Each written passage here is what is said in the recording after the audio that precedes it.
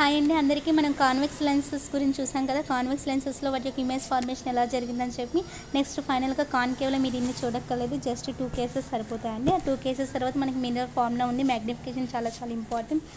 So ఇక్కడ మనం చూసుకుంటే చూడండి కాన్కేవ్ లెన్స్ గురించి. ఇప్పుడు కాన్కేవ్ లెన్స్ అంటే మీకు ఎలా ఉంటుందో ఆల్రెడీ ఐడియా ఉంది కదా, చెప్పాను. సో ఇప్పుడు ఫస్ట్ ఆఫ్ ఆల్ మనం కాన్కేవ్ లెన్స్ అని తీసుకుందాం. సో చూడండి కాన్కేవ్ అంటే మనకి ఎలా ఉంటుందో మనం ఆల్రెడీ చూసుకున్నాం. కాన్కేవ్ యొక్క ప్రాపర్టీస్ గుర్తుంచుకోండి. సో ఇక్కడ తీసుకున్నాక మనకి ఏం తీసుకుంటాం, మళ్ళీ ఇందాకలానే C1, F1, F2, C2 కదా.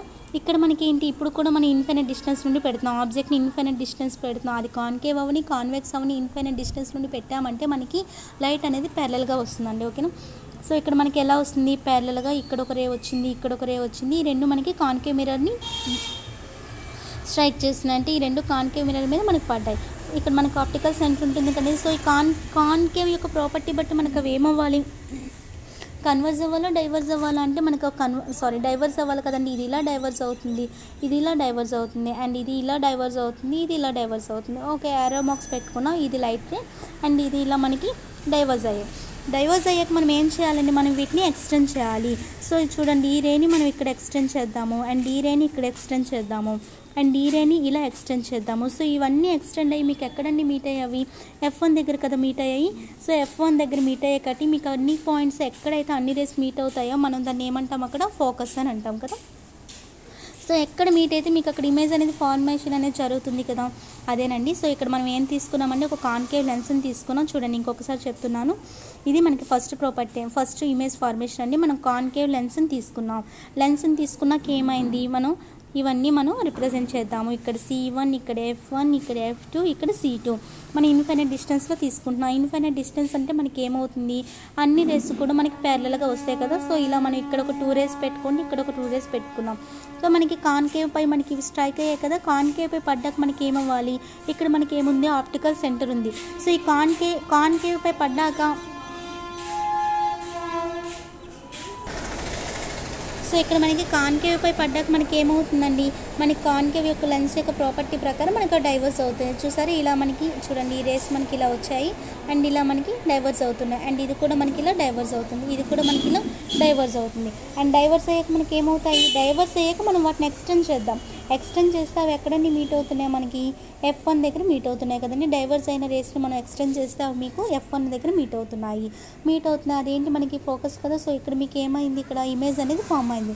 బట్ ఇక్కడ ఏ టైప్ ఆఫ్ ఇమేజ్ అండి, మనం ఎక్స్టెండ్ చేస్తే అది మనకి అక్కడ ఇమేజ్ ఫామ్ అయింది కాబట్టి ఎక్స్టెండ్ చేసాం కాబట్టి అది రియల్ ఇమేజ్ అవుతుందా, విజువల్ ఇమేజ్ అవుతుందా అంటే మనం ఎక్స్టెండ్ చేసాం కాబట్టి అక్కడ ఇమేజ్ అనేది మనకి విజువల్ ఇమేజ్ కదా అవుతుంది.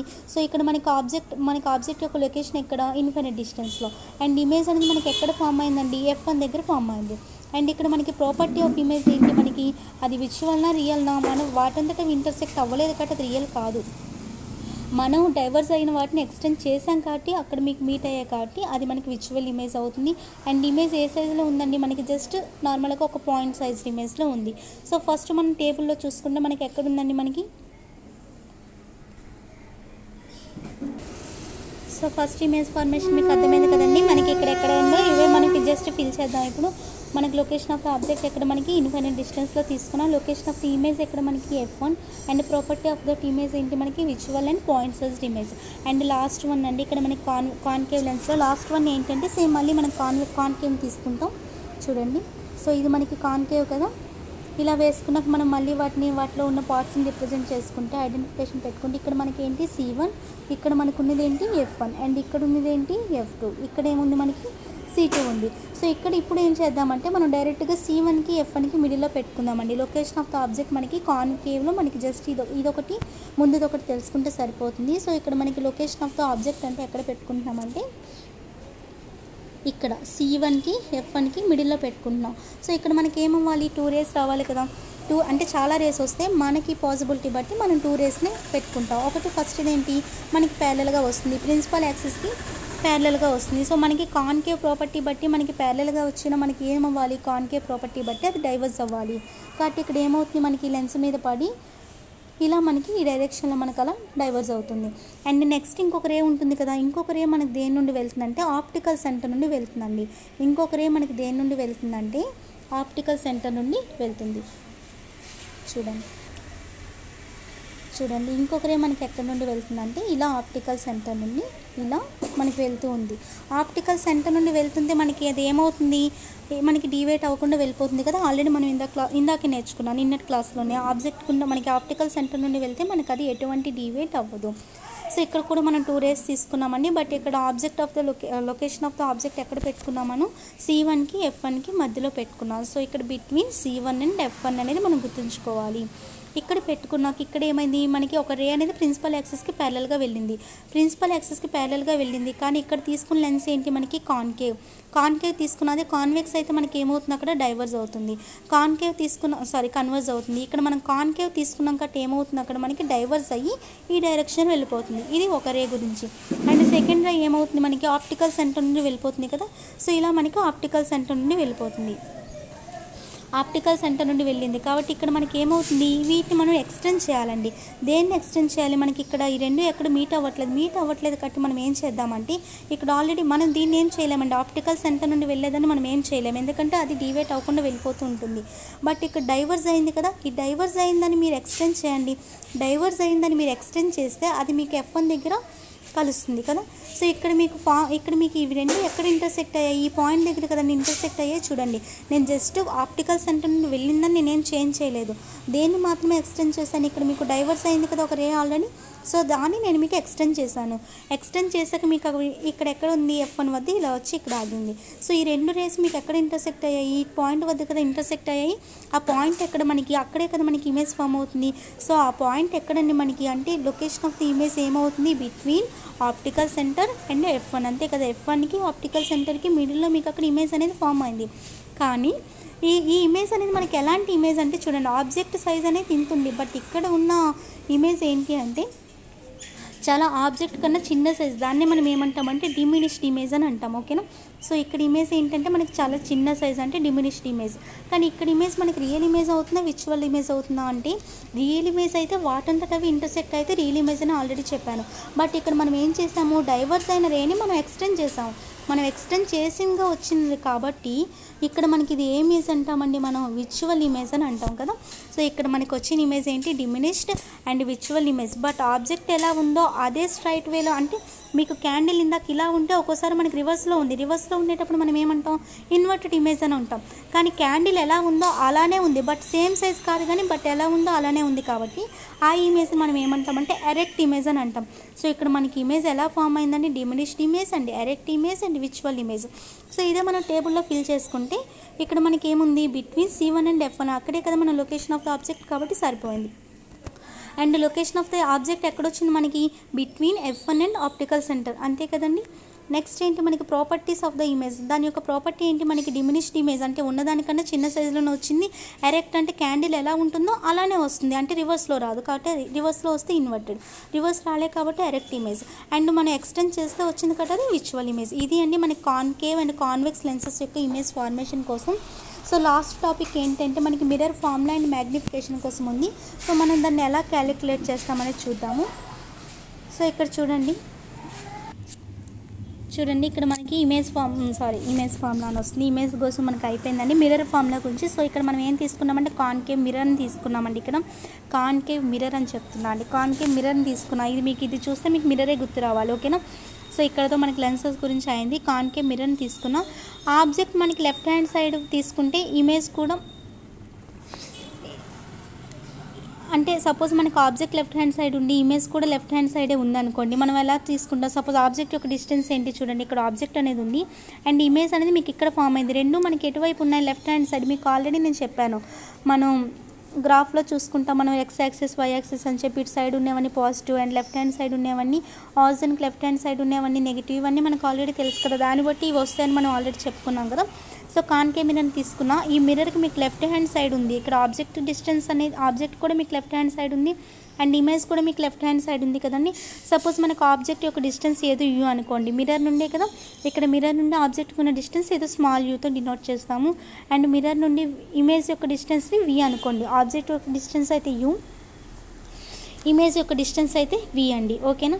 సో అవి మీకు రెండు లెఫ్ట్ హ్యాండ్ సైడ్ ఉన్నాయనుకోండి, రెండు నెగిటివ్ అవుతాయి. అదే మీకు రెండు రైట్ హ్యాండ్ సైడ్ ఉన్నాయనుకోండి, రెండు పాజిటివ్ అవుతాయి. అది మనకు ఆల్రెడీ ప్రీవియస్లో మనం రిఫ్లెక్షన్ ఆఫ్ లైట్లో ఆల్రెడీ నేర్చుకున్నాం కదా సైన్ కన్వెన్షన్ కోసం. సో మీకు లెఫ్ట్ హ్యాండ్ సైడ్ ఉంటే మీకు నెగిటివ్ అవుతాయి, రైట్ హ్యాండ్ సైడ్ ఉంటే మీకు పాజిటివ్ అవుతాయి. సో ఇక్కడ మనం మిర్రర్ ఫామ్లో చూసుకుంటే మనకి మిర్రర్ ఫామ్లోనే మనకి దేనికి ఇస్తుందంటే అది ఒక రిలేషన్షిప్ ఇస్తుందండి. అది చాలా చాలా ఇంపార్టెంట్. అది దేనికి మధ్య రిలేషన్షిప్ ఇస్తుంది అంటే మనకి యూకి వీకి. యూ అంటే ఏంటి? Object distance. వి అంటే ఏంటి? Image distance. అండ్ ఎఫ్ అంటే ఏంటి? Focal length. ఈ మూడింటికి మధ్యకి ఏంటంటే మిర్రర్ ఫామ్లో ఇస్తుంది. ఓకేనా? సో మిర్రర్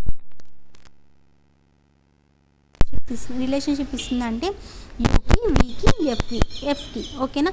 ఆబ్జెక్ట్ డిస్టెన్స్కి లెంత్కి, ఈ మూడింటికి మధ్యలో ఉన్న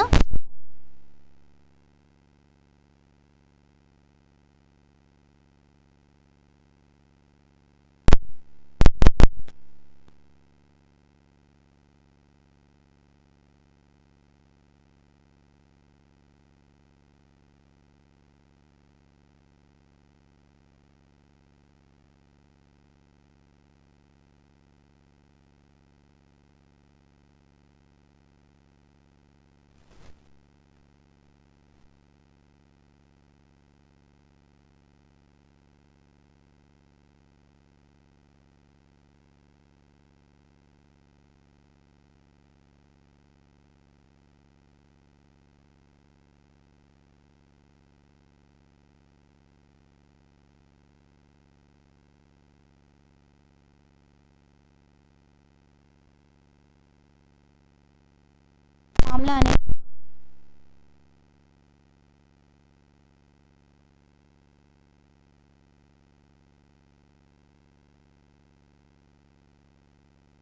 ఒక్కోసారి డిమినిష్డ్ ఇమేజ్ చూస్తాం, ఒక్కోసారి ఎన్లార్జ్డ్ ఇమేజెస్ ఇలాంటివన్నీ ఫామ్ అవుతున్నాయి.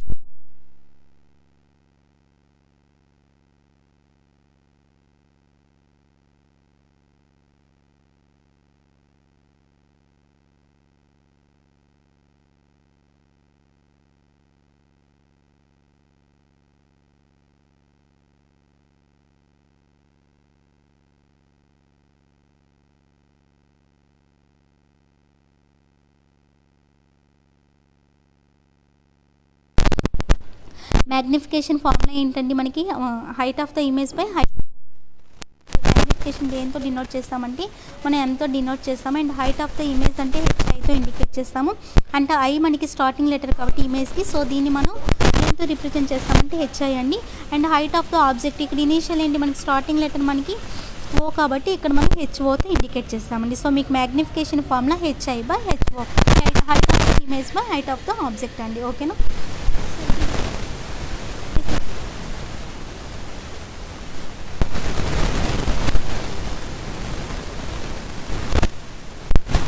చూడండి ఇక్కడ ఈ ఇమేజ్ చూసి ఇక్కడ ఇది ఈ ఫిగర్ని చూసారు ఒకసారి, ఈ పిక్ని చూస్తే మనకి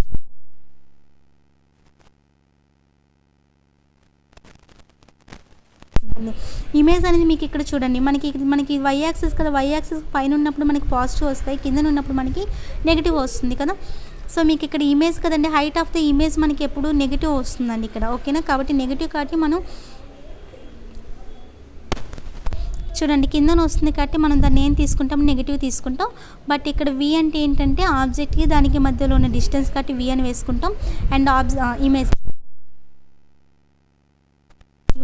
యూ అని వేసుకుంటాం. అంటే మీకు ఎంకి మీకు హైట్ పరంగా చూసుకుంటే మనకి హెచ్ఐ బై హెచ్ఓ అని చెప్తాము. లేదు అనుకుంటే మనకి ఇమేజ్ పరంగా ఆబ్జెక్ట్ పరంగా చూసుకుంటే మనకి ఫార్ములా ఏంటంటే మ్యాగ్నిఫికేషన్కి -v/u అండి. ఇది మనకు ఓవరాల్గా కాన్సెప్ట్ రిఫ్రాక్షన్ ఆఫ్